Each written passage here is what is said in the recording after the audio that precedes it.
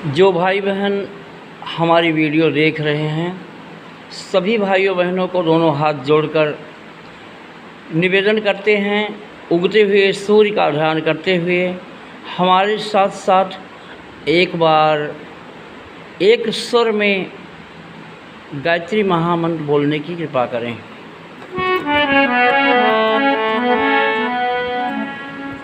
ओम भूर्भुवः स्वः तत्सवितुर्वरेण्यं भर्गो देवस्य धीमहि धियो यो नः प्रचोदयात्।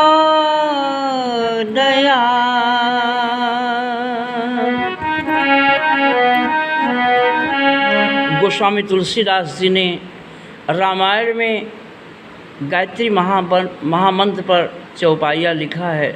ध्यान से सुनिए।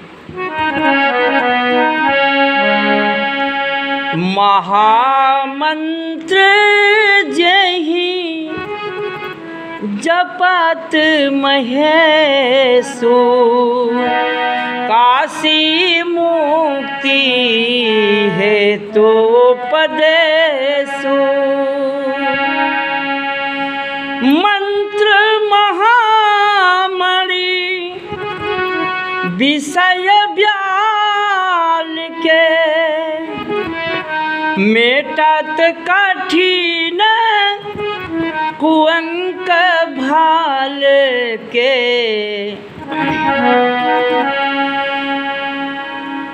मंत्र जाप मम दृढ़ विश्वासा पंचम भजन सो वेद प्रकाशा। यह चौपाई भगवान राम सेवरी को नवधा भक्ति का ज्ञान देते हुए कहते हैं कि बहन सेवरी, मुझे ढूंढने की ज़रूरत नहीं है, मैं तुम्हारी आत्मा में निवास करता हूँ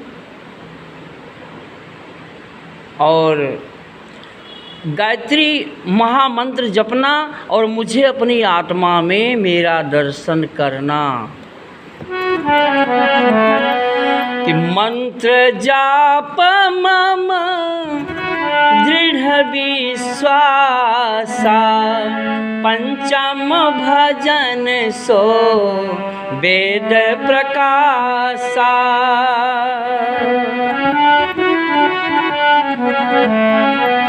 कि नाना भांति राम अवतारा रामायण सत कोटि अपारा। सिया राम मैं सब जग जानी करहूँ प्रणाम जोरी जुग पानी।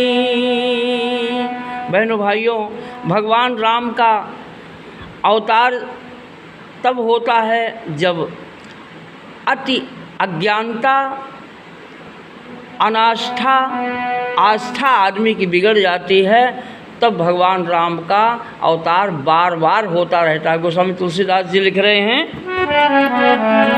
कि जब जब होई धर्म की हानि बाढ़हि असुर अधम अभिमानी। तब तब धारी प्रभु विविध शरीरा हरहि कृपा निधि सज्जन पीरा।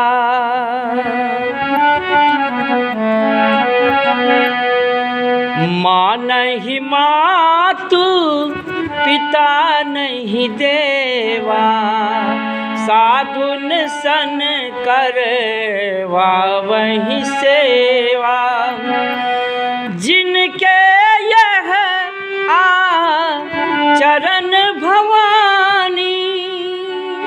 भगवान शिव पार्वती से कह रहे हैं। गोस्वामी तुलसीदास जी लिखते हैं कि जिनका ऐसा आचरण है वही निशाचर हैं। जिनके यह आचरण भवानी ते निश्चर सम जानहु प्राणी। हमारे गुरुजी पंडित श्री राम शर्मा आचार्य जी ने प्रज्ञा पुराण लिखा है। उस प्रज्ञा पुराण में बहनों भाइयों जो रामायण कह रहा है वही बात प्रज्ञा पुराण में लिखा हुआ है। गुरुजी ने क्या लिखा है कि जब कलयुग में सारे देवता परेशान हो गए राक्षसों से।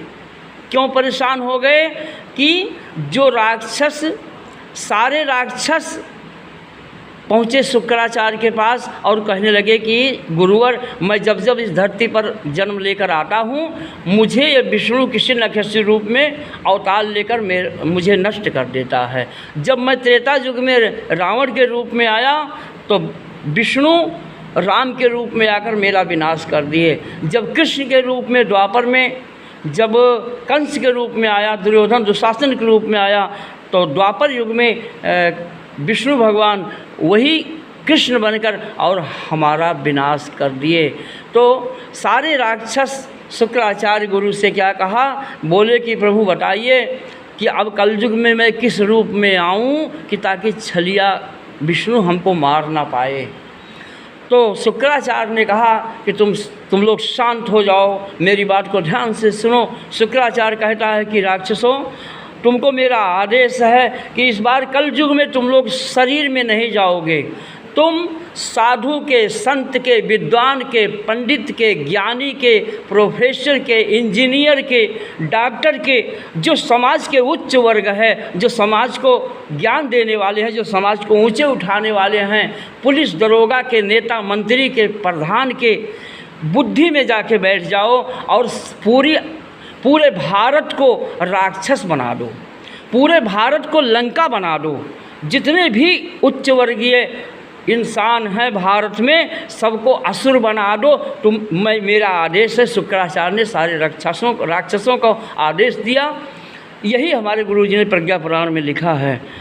तो जब कलयुग में सारे राक्षसों का अत्याचार फैल गया, सब बड़े बड़े संत आसाराम बापू जैसे, राम रहीम जैसे संत जब उनकी बुद्धि खराब हो गई, विकास दुबे जैसे, अतीक जैसे शैतान, तो इस भारत में अत्याचार फैल गया तो त्राही त्राही करने लगे। सारे देवता रोते हुए पहुँचे गुरु बृहस्पति के पास, बोले कि गुरुवर आप ही रास्ता बताइए, मेरी तो कुछ समझ में नहीं आ रहा है।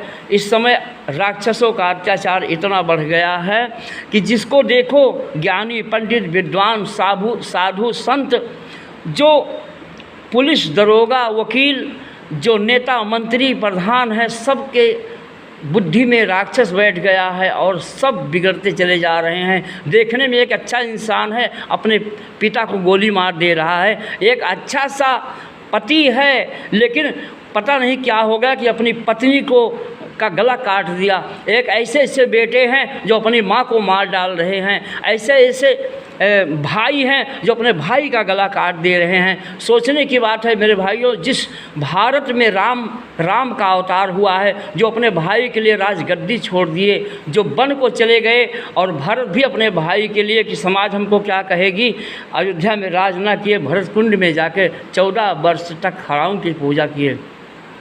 ऐसे भारत में जहाँ राम का इतिहास, राम का आदर्श बच्चे बच्चे में है, हमारे गुरुजी ने क्या कहा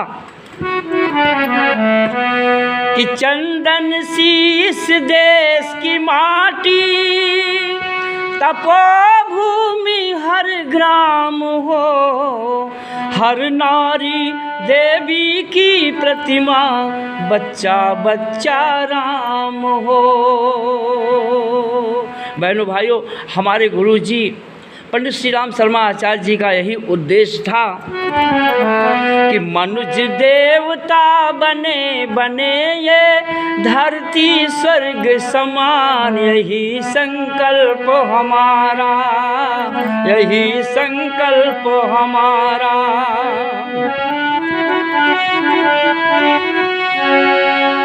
विचार क्रांति अभियान इसी को कहते युग निर्माण, यही संकल्प हमारा, यही संकल्प हमारा। बहनों भाइयों, सभी देवताओं को हमारे गुरु जी ने लिखा है प्रज्ञा पुराण में, गुरु बृहस्पति आदेश दिए कि बेटा अब जिस गायत्री मंत्र से विश्वामित्र जी ने राम को दिया और त्रेता युग में रावण का विनाश हुआ, जिस गायत्री मंत्र को संदीपन ऋषि ने भगवान कृष्ण को समझाया और कौरव का विनाश हुआ, जिस गायत्री मंत्र उसी गायत्री मंत्र को कलयुग में उपयोग करने की बात है। लेकिन गायत्री मंत्र तब लाभ करेगा जब अपने जीवन को राममय बनाएंगे, अपनी बुद्धि में गायत्री मंत्र बैठाएंगे तो जो बुद्धि का राक्षस है, रावण है, कंस है, भस्मासुर, ये सब निकल जाएगा। आज जिधर देखिए उधर त्राही त्राही मची हुई है, आदमी की बुद्धि खराब हो गई है। रावण कंस भस्मासुर, बहनों भाइयों, रावण कंस भस्मासुर दुर्योधन दुशासन का नाश क्यों हुआ? क्योंकि रावण ने सीता को चुराया और सीता रोई अशोक वाटिका में, उनके आंसू गिरी राम के लिए और रावण का विनाश हो गया। कंस ने अपनी बहन को जेल में डाल दिया, कंस और वासुदेव जेल में रोए, जिसके कारण कृष्ण पैदा हुए और कंस का विनाश हुआ। द्रौपदी का चीर हरण करना चाहा दुशासन दुर्योधन, द्रौपदी रोई, भगवान कृष्ण को बुलाई, भगवान कृष्ण प्रकट हुए और पूरे कौरव का विनाश हुआ। कहने का आशय बहनों भाइयों, गायत्री मंत्र से ही कलयुग में सबका कल्याण हो सकता है, क्योंकि गुरु जी ने, हमारे पंडित श्री राम शर्मा आचार्य जी ने कहा है कि गायत्री मंत्र से ही बुद्धि का राक्षस जो रावण कंस भस्मासुर है ये निकल सकता है, इसकी मृत्यु हो सकती है।